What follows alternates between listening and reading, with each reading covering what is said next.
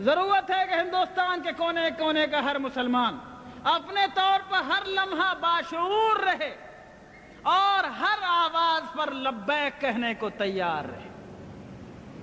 دوسری ضرورت اس بات کی ہے لوگوں کہ دین یا کوئی راستہ، آپ کے ہاں سروے میپ چھپتا ہوگا، اگر کبھی 100 برس پرانا سروے میپ آپ نے دیکھا ہو، بہت سی روڈ، بہت سی سڑکیں اس میں دیکھیں گے آپ۔ آج تلاش کریں گے وہ سڑک نہیں ملے گی، وہ ڈیڈ روڈ ہو گئی۔ کیوں؟ لوگوں نے چلنا چھوڑ دیا۔ جس راستے پر اس کی بالکل ثبوت موجود ہے کہ یہ روڈ تھی، لیکن لوگوں نے چلنا چھوڑ دیا، وہ راستہ نہیں رہا۔ اور جہاں راستہ نہیں تھا لوگ چلنے لگے تو لوگوں کے راستہ لگا لینے سے راستہ بن جاتا ہے۔ اے میرے دوستو، اگر تم ہندوستان میں اسلام کی بقا چاہتے ہو تو سب سے پہلی ذمہ داری یہ ہے کہ اسلام کو اور اپنے آقا جناب محمد رسول اللہ صلی اللہ علیہ وسلم کے طریقوں کو ڈیڈ روڈ مت بننے دو، یعنی اس پر اگر تم چلنا چھوڑ دو گے تو کسی سرکار کو ضرورت نہیں ہے اس کو بند کرنے کی، خود بخود بند ہو جائے گا۔ اگر مسلمانوں نے یہ فیصلہ کیا کہ شریعت کو ہم اپنی زندگی پر جاری اور نافذ کریں گے اور اللہ کی شریعت کو ہم اپنے اوپر لاگو کریں گے، اگر ہم سرکار کے دباؤ کے بغیر، کسی گورنمنٹ کی طاقت کے بغیر، کسی پولیس کی لاٹھی کے بغیر، چونکہ ہم مومن ہیں اس لیے ہم اللہ کے حکم پر چلیں گے، ہم نکاح میں وہ طریقہ اختیار کریں گے جو اللہ نے بتایا، ہم وراثت بانٹیں گے، یہ نہیں ہوگا کہ بہن کا حق مارا جائے گا۔ کوئی تھوڑی بہت معمولی کھیت کی زمین ہے تو بڑھ جائے گی، لیکن باپ کی دکان دبئی میں تھی تو یہ نہیں بٹے گی، اور شہر میں مکان تھا مدراس میں اور پٹنہ میں اور دلی میں تو وہ نہیں بٹے گا، اس میں بہن کو حق نہیں ملے گا۔ غلط بات ہے۔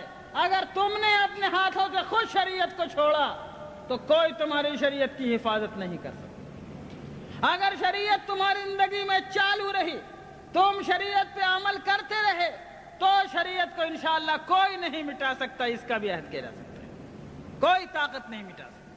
بس پہلی ذمہ داری یہ ہے کہ لوگوں جس طرح نماز کو ضروری جانتے ہو، لوگوں جس طرح روزے کو ضروری سمجھتے ہو، زکوٰۃ نکالنا ضروری ہے، حج نکالنا ضروری ہے، حج کرنا ضروری ہے، اسی طرح لوگوں اللہ کی شریعت کو جہاں تک ممکن ہو اپنی زندگی میں جاری کرنا ضروری ہے۔ ٹھیک ہے، ہندوستان کے حالات میں ہم حدود و قصاص جاری نہیں کر سکتے، ہمارے اندر اس کی استطاعت و طاقت نہیں ہے، لیکن ہم قانون نکاح، قانون طلاق، قانون فسخ، قانون وصیت، قانون ولایت، قانون وراثت وغیرہ دوسرے معاملات میں اللہ کی شریعت کو ہم اپنے اوپر جاری کرنے کی طاقت رکھتے ہیں، وہاں پر ہم کو جاری کرنا ہوگا۔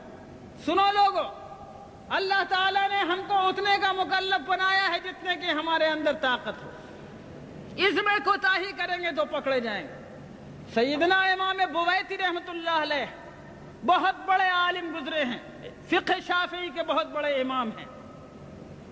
جب خلافت عباسیہ کا زمانہ تھا، مسئلہ خلق قرآن پر ان کو قید کر دیا گیا جیل خانے میں، ان کے پیروں میں بیڑیاں تھیں۔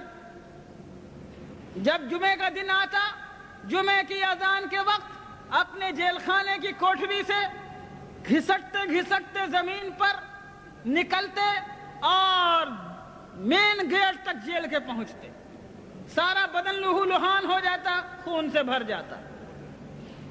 جب جمعے کی نماز پڑھ کے لوگ واپس آتے تو پھر یہ اسی طرح گھسٹتے گھسٹتے اپنی کوٹھری تک جاتے۔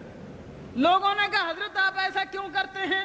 آپ قید میں ہیں، آپ جمعے کو جا نہیں سکتے، پھر کیوں آپ گیٹ تک اپنی تکلیف فرماتے ہیں؟ کہا کہ اور کچھ نہیں، اللہ تعالیٰ نے کہا ہے اذا نودی للصلاة من یوم الجمعة فاسعوا الى ذکر اللہ، اے لوگوں جب جمعے کی اذان پڑھے تو دوڑو اللہ کے ذکر کی طرف۔ میں اس بات سے ڈرتا ہوں کہ جہاں تک میں جا سکتا ہوں اگر وہاں تک نہیں گیا تو کہیں اللہ مجھ سے پوچھ نہ لے کہ بویتی تجھ کو میں نے گیٹ تک جانے کی طاقت دی تھی، تو وہاں تک تو جاتا، آگے لے جانا نہ لے جانا میرا کام تھا، تو میں اللہ کو کیا جواب دوں؟ سیدنا امام بویتی کے اس واقعے سے جو ایک نجی اور شخصی واقعہ ہے، ملی زندگی میں ہمارے اور آپ کے لیے عبرت کا ایک سامان موجود ہے۔ ملت اسلامیہ ہندیہ اگر یہ سوچ کر کے سب کچھ ہم نہیں کر سکتے، جو تھوڑا کر سکتے ہیں اس کو بھی چھوڑ دینے کو تیار ہوگی، تو یاد رکھو پورا دین تمہارے ہاتھ سے نکل جائے گا۔ لیکن جتنا بھر کرنے کی استطاعت تمہارے اندر ہے، جتنا بھر عمل کرنے کی طاقت تمہیں اس موجودہ حالات میں اللہ نے دی ہے، اتنے بھر احکام پر عمل کرنے کا فیصلہ کرو۔ انشاءاللہ خدا تعالی حالات کو بدلنے والا ہے، آگے کا نتیجہ ہمارے اور آپ کے ہاتھ میں نہیں ہے۔ میرے بزرگوں اور دوستو، ہندوستان میں جدوجہد جو شریعت اسلامیہ کے تحفظ کی چل رہی ہے، اس جدوجہد کو کامیاب بنانے کے لیے آپ کو ہر کونے میں، چاہے آپ جہاں رہتے ہوں، اپنے حالات سے بے خبر نہیں رہنا چاہیے، مسائل کا صحیح شعور پیدا کرنا چاہیے، شرعی احکام لوگوں تک پہنچانا چاہیے، اور اپنے سماج کو صحیح اسلامی خطوط پر جاری کرنے کی کوشش کرنا چاہیے۔ اگر ہم نے یہ سب کچھ کیا تو انشاءاللہ ہندوستان میں ہمارا اسلامی وجود باقی رہے گا اور کوئی سازش اسے مٹا نہیں سکے گی۔ اللہ ہم کو اور آپ کو حق اور خیر کی توفیق عطا فرمائے۔